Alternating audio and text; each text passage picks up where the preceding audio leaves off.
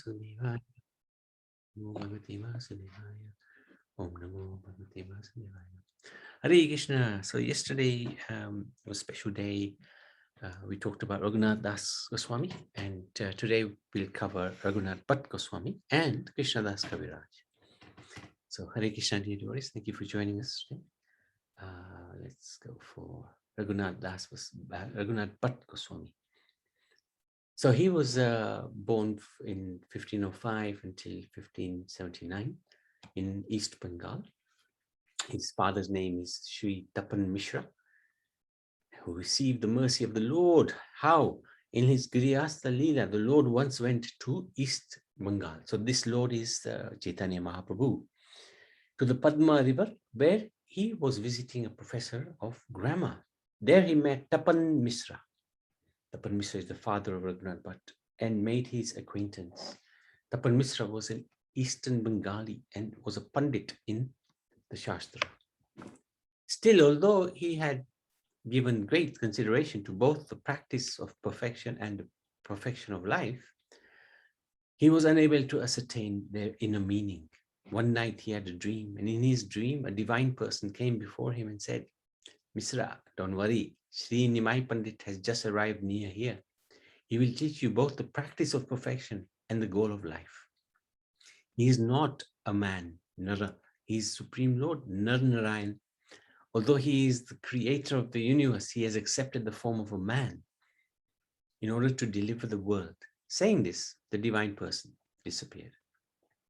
The following morning, Tapan Mishra set out to find Srimad Mahaprabhu, whom he saw sitting on the bench near his home. His brilliant effulgence illuminated his courtyard as if the sun had descended before him.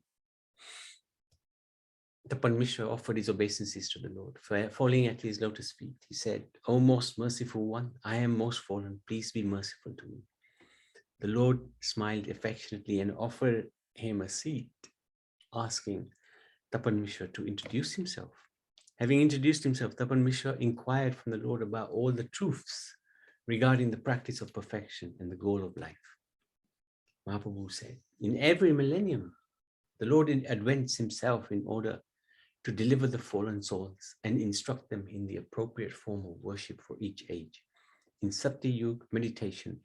In Tattva Yuga, sacrifice, fire sacrifices. In Dwapar Yuga, deity worship. And in Kali Yuga, Sankirtan is the process for attaining the ultimate salvation."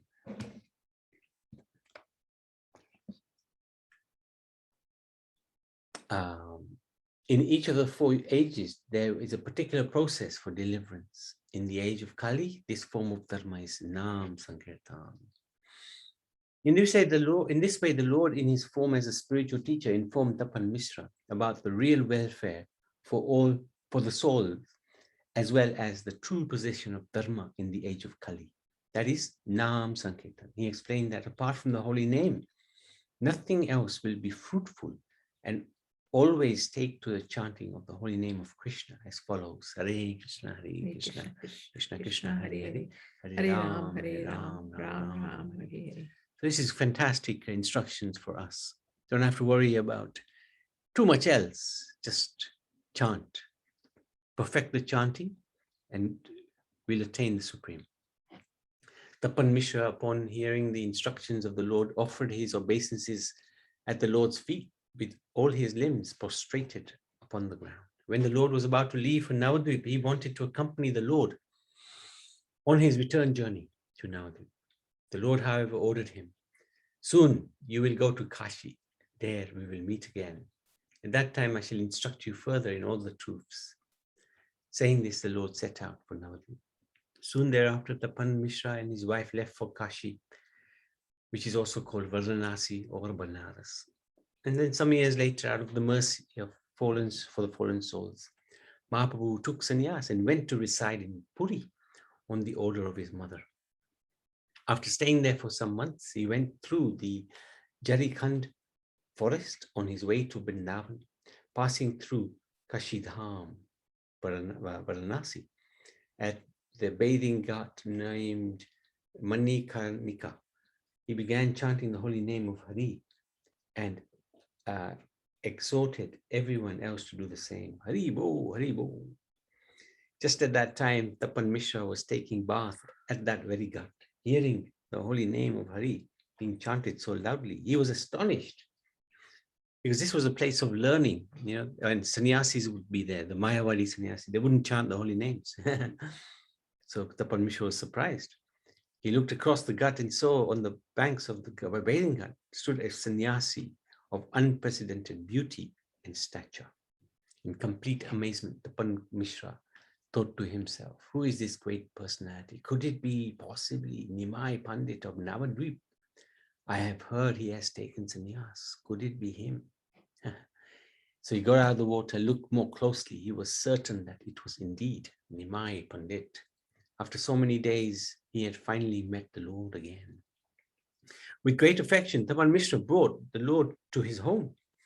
There he washed the Lord's feet and drank the holy water together with his family. He placed his little son, Raghunath, so this is Raghunath Bhatt, at the lotus feet of the Lord and made him offer obeisances. The Lord took the boy upon his lap and cradled him with great affection. Meanwhile, Tapan Mishra quickly made arrangements for cooking, and Balabhadra Bhattacharya cooked. He made arrangements for the Lord's bath. When the Lord had finished bathing and performed his noon duties, the Lord ate. Tapan Mishra's little son Raghunath massaged the Lord's feet, and the Lord took rest. Thereafter, having instructed the devotees for a few days in various ways, the Lord set out once again to continue his journey to Vrindavan. He would deliver Kashi with the mercy of Krishna later on his return journey to Puri. So the Lord went to Vrindavan. And after spending some time in Vrindavan, wandering about in the ecstasy of Prema Bhakti, the Lord returned to Kashi. This time, the Lord spent 10 days in Kashi. And Tapan Mishra's son felt himself supremely fortunate to be able to serve his Lord and Master, Mahaprabhu, for 10 days. When the time came for the Lord to bid farewell to the devotees so that he might again set out for Puri, the devotees were heartbroken in agony at the prospect of separation from the Lord. Raghunath Bhatt fell before the Lord, begging him not to go, held his lotus feet, weeping again and again. The Lord took the boy upon his lap and gave him many reassurances, trying to console him. The Lord responded, "You must serve your father and mother here, and then you may come to Puri Dham and see me again." Then Chaitanya Mahaprabhu bade farewell to Kashi forever and began his long journey by foot to Puri. Within a short time, Raghunath became expert in Sanskrit grammar, rhetoric, poetry. Gradually became highly learned in the reviewed scriptures. He continued to serve his mother and father into their old age as the years passed. When he came of age, Raghunath was ordered by his father to go to Puri to see Chaitanya Mahaprabhu. Raghunath's ecstasy knew no bounds, had no boundaries. In service to the Lord, Raghunath's mother had prepared various kinds of delicacies to be offered to him by Raghunath on behalf of the Mishras. All these fine delicacies have been carefully packed together in a big sack. After receiving the orders and blessings of his parents, Raghunath left with a servant for Puri. On the road, he met a Rama Bhakta, a devotee of Ram, who joined him in traveling to Puri. His name was Sri Ramdas. By birth, he was a Kayashta. That is, he took birth in the caste of those who work in the service of the king. He was a highly learned scholar in the interpretation of that great epic, the Ramayana. So Ramdas, he bowed down before Raghunath and took the dust of his lotus feet. He then snatched the sack of delicacies from Raghunath's servant and began to carry it on his head. Raghunath said, "You are a learned scholar. What are you doing?" Ramdas said, "Bhattaji, I am the lowest of Shudras. It will do me some good to serve a Brahmin." Raghunath replied, "Panditji, please, I beg of you, let my servant carry the heavy sack." At this, Ramdas surrendered the work of carrying the sack to Raghunath's servant. on the way to Jagannath Puri, Raghunath Bhatt discussed many scriptural conclusions with Ramdas, and they arrived in Puri and offered obeisances to Chaitanya Mahaprabhu. And at that time, Lord greeted him, Raghunath. He picked him up from the ground and embraced him. The Lord inquired about the welfare of Tapan Mishra and his wife, and asked about Chandrasekhar, as well as all the other devotees in Banaras. Raghunath Das related all this to him and told him everything. Sri Ramdas was brought to the place of Mahaprabhu. So Sri Ramdas offered his obeisances. So this is the difference of how the Lord treats devotees and others. But the Ramdas offered obeisances. But the Lord, who is super soul within all living beings, detected that Ramdas was maintaining desires for liberation within his heart. As a result, the Lord was not affectionate towards him. So this is an incredible lesson that comes from this, that even we don't want anything for ourselves, including going back to Godhead. Because all we want to do is serve the Lord. What he decides where we should be is up to him. This is quite a tough, tough ask, because we always want to get out of this material world. But we have to leave everything in the hands of the Lord. Everything. And have no desires except to serve him, wherever that is, whether it's here, or in hell, or in heaven, or in the spiritual world. This is a very high level of Krishna consciousness. But that's the level that Mahaprabhu operates at. Otherwise, as you can see here, Mahaprabhu didn't show any affection to Sri Ramdas. The Lord ordered Raghunath Bhatt to go to the deity of Lord Jagannath after bathing in the ocean. Raghunath went with the other devotees to the beach, where they all took bath in the ocean, and then went to see Lord Jagannath. Afterwards, he returned to the Lord's place, and Mahaprabhu ordered him, his servant, to give prasad to Jagannath Bhatt. The Lord took care to see Raghunath's prasad and lodgings. Raghunath would cook for the Lord on a regular basis. He stayed in Puri for 8 months in the service of the Lord, thus experienced great happiness. He witnessed for himself the ecstatic singing and dancing of the Lord in various moods of divine ecstasy before the Rath Yatra car of Jagannath. After some time, Mahaprabhu ordered him to return to Kashi. He told Raghunath to see to the service of his aging father and mother, and explained to him that as they were Vaishnavas, they were not to be neglected. Raghunath Bhatt took this order of the Lord very seriously, and the Lord began to instruct him on many other points. He ordered Raghunath not to marry, told him to study the Shastra, told him that after some time he should again return to Puri to see the deity of Jagannath. Mahaprabhu gave him a tulsi garland from his own neck. The Lord also gave Raghunath Bhatt some Mahaprasad to be distributed among the devotees associated with Tapan Mishra and Chandrasekhar in Kashi. When it came time to say goodbye, Raghunath Bhatt's heart ached. He fell at the lotus feet of Mahaprabhu, offering his prostrated obeisances. The Lord helped Raghunath to his feet, gave him a hearty embrace, just as before. Bidding farewell to Mahaprabhu and Jagannath Puri, Raghunath Bhatt started on his way back to Kashi. Upon return to Kashi, he served his parents carefully and began studying the Srimad Bhagavatam in earnest. After some time, his mother and father passed away, and Raghunath, adhering strictly to the orders of Chaitanya Mahaprabhu, never married. So without any family responsibilities, he went to Puri, to the lotus feet of the Lord. And the Lord was very happy to see him. And hearing of the passing away of Tapan Mishra and his devoted wife, Mahaprabhu spoke of their great devotion at length. and glorified them.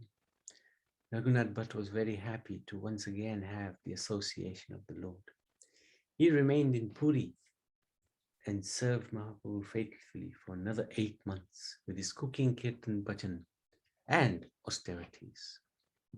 And then one day the Lord told him, "You must go to Vrindavan. You have much work to do in Vrindavan. I must stay here in Puri, for I have been ordered by my mother to do so. As a result, I cannot finish the work I have to do in Vrindavan. It is up to you to help me finish my work there." What a task. Lord would only give that to a confidential devotee, not just anybody.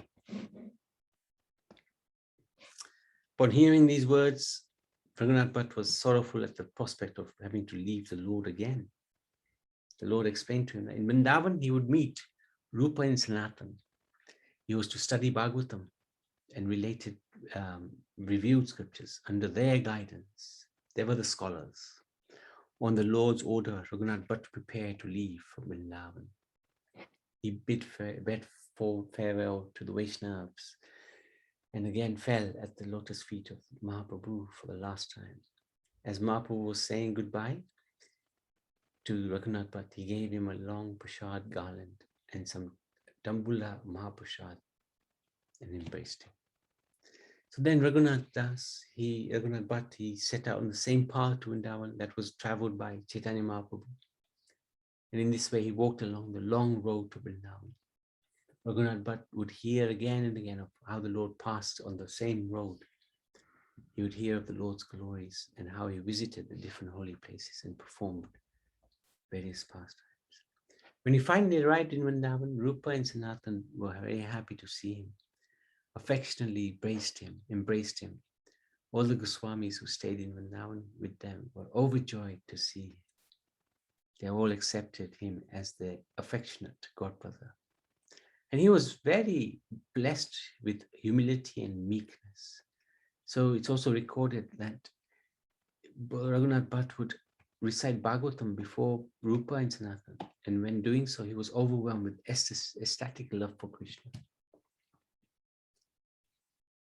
By the Lord's mercy, he would be overcome by the symptoms of ecstatic love of Godhead. Tears, choking of the voice, and trembling. Overwhelmed in this way, he would not be able to continue the reading. It is said his voice was as sweet as a cuckoo's, and when reading the Bhagavad, he would sing the verses in many different tunes or rags. In this way, his reading was especially sweet to hear. He was fully surrendered to the lotus feet of Gaura Govinda.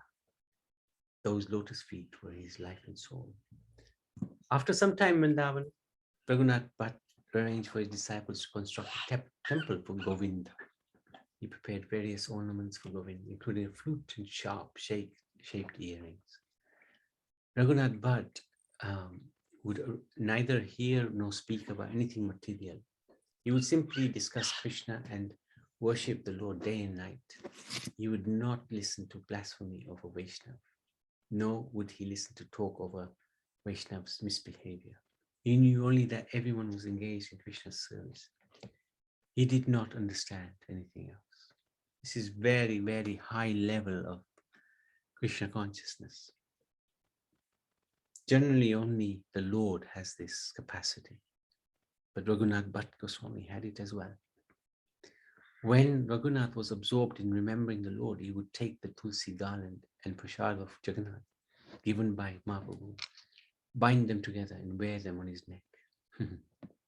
So, regarding the spiritual position of Raghunath Bhatt, the Gaura Ganodesha Dipika states in Vrindavan Leela of Krishna, Raghunath Bhatt is Sri Rag Manjari. So, his samadhi is in Radha Kund. There you go.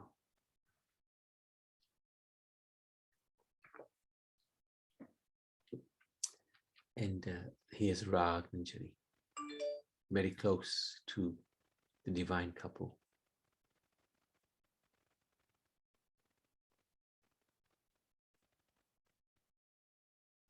So let's move on to Krishnadas Kaviraj. He's the Amazing personality. He was born in 1496 in the Nadia family of Brahmin physicians in the village of Jamatpur within the district of Bharatanam and near Katwa in West Bengal. His father was Sri Bhagirath and his mother was Sri Sunanda. He had a younger brother named Shyamadas. The deity of Gaura Nityananda installed by Krishnadas is being worshipped here, there. In Chaitanya Charitamrita Adilila, 5th chapter, Krishnadas relates the cause of his leaving the family life. So this is really amazing pastime. And he writes about his little biography. Lord Nityananda had a servant named Minaketan Ramdas, who was a reservoir of love. So at my house, that's Krishnadas Kaviraj's house, there was Sankirtan day and night. Therefore, he visited there, having been invited.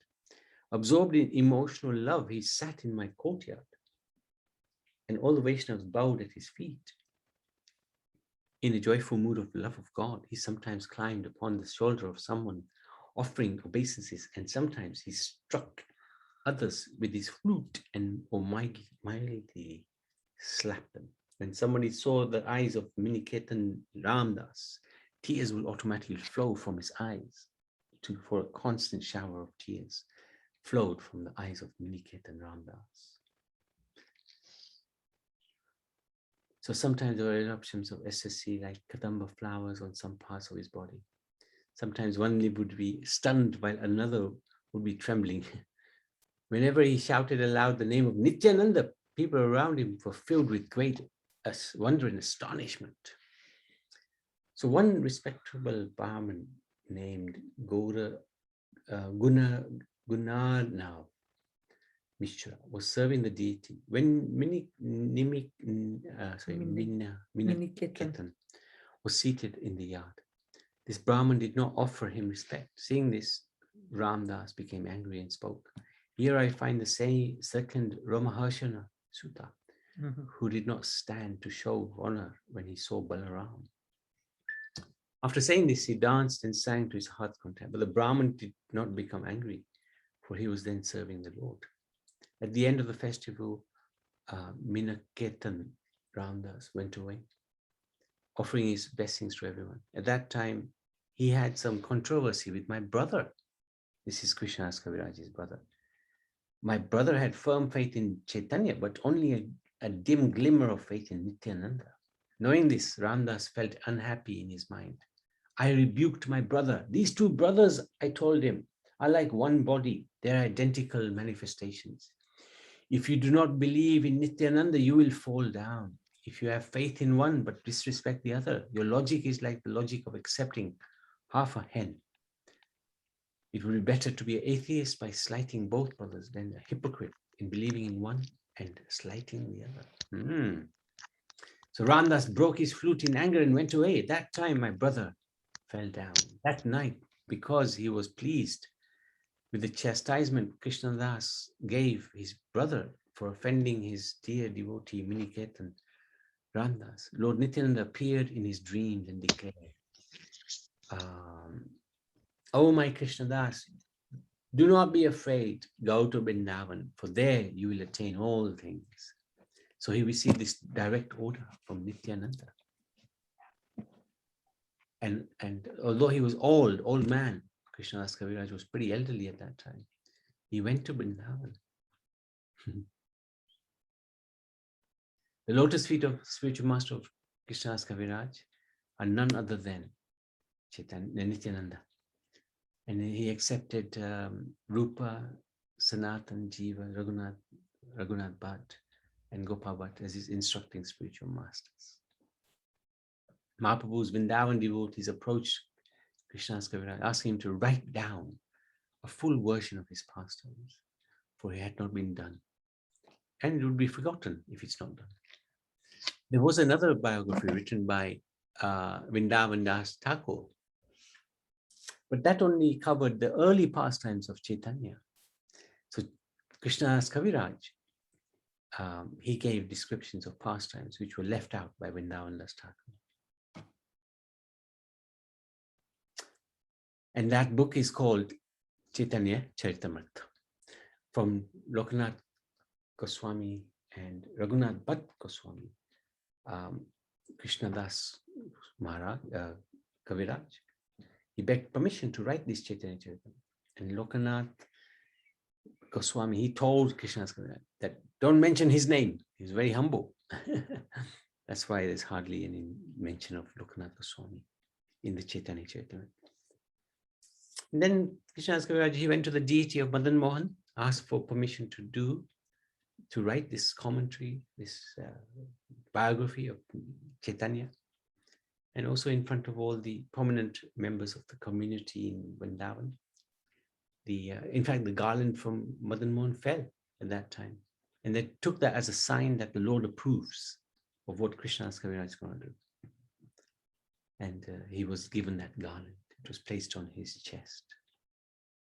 And he joyfully took the garland as a symbol of the Lord's wishes and began to write the biography of the Lord.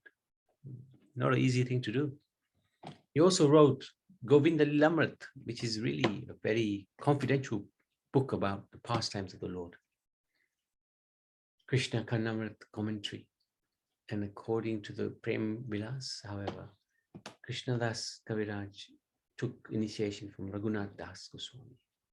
In the temple, there is a wooden sandal, which is said to have been Krishnadas Kaviraj's.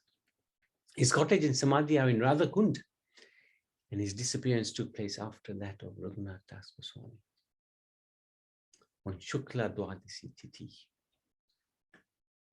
This is his samadhi. And where is Krishnadas Kaviraj? Very important part of Krishna Lila. There he is. He's a manjari called what's that? Kastun. Kasturi. Oh, Kasturi, yeah. Kasturi manjari, yeah. Good. The oldest existing copy of Chaitanya Charitamrita is here. Where is this place? They've kept it in the Vrindavan Research Institute. It's very, very old. Very, very old. This was written over 500 years ago. So, Krishnadas Kaviraj ki jai. Okay, are there any questions or comments? Otherwise, we can continue. Hare Krishna, Prabhu. Hare Bol. Yes, one thing I would like to ask you. This Kali Yuga will be going for 500 years, 5,000 years, I think so. 500, no? Yeah, 5,000 years. 5,000 years. And the formula we must use is to chant the holy name. But when Kali Yuga finish, what will happen? What will do? Yes, Kalki Avatar will come, and he will start the new age of Satyug. Yes. And Satyug will be back to where the meditation process. The lives of human beings is increased, and then 4 pillars are there. 4 pillars of religion are there, and the process of realizing God changes from Harinam to meditation. And the next Kali Yuga, which I want to know. In this Kali Yuga, we are supposed to chant the holy name as we are doing. We are doing Sankirtan, we are doing everything. And the task is somewhat a bit easy. But what will happen to other Kali Yugas? With so many Kali Yugas. It's always the same process. Holy name. The same process. Same process. Because those mentality are changing day by day. Yes. Today there's a little boy trying to beat his father or beat his mother. All these same nonsense are being heard. No, but crazy stuff going on. This will continue then. Get worse. It gets a lot worse. But we pray to Krishna will not come here again. But it's up to him. We serve, and it's up to yes, the Lord how it is a bit upon us also, so that he instructs us to follow the four regulative principles of associate with devotees and chant mala. Yeah. And do not associate with non-devotees, whatever. So the difference between this Kali Yuga and other Kali Yugas is Chaitanya Mahaprabhu has himself come and given this opportunity of prema bhakti, direct love of Krishna. The original Krishna has also come. Yeah, that's right. Yeah. So this is unique. Okay, thank you, Prabhu. This is unique. Once in 1,000 years it happens. Very unique. 1,000 yugs. 1,000 yugs, yeah. Thank you. 1,000 yugs. Oh. That's right. Thank you, Prabhu. No, thank you. Thank you for asking. Okay.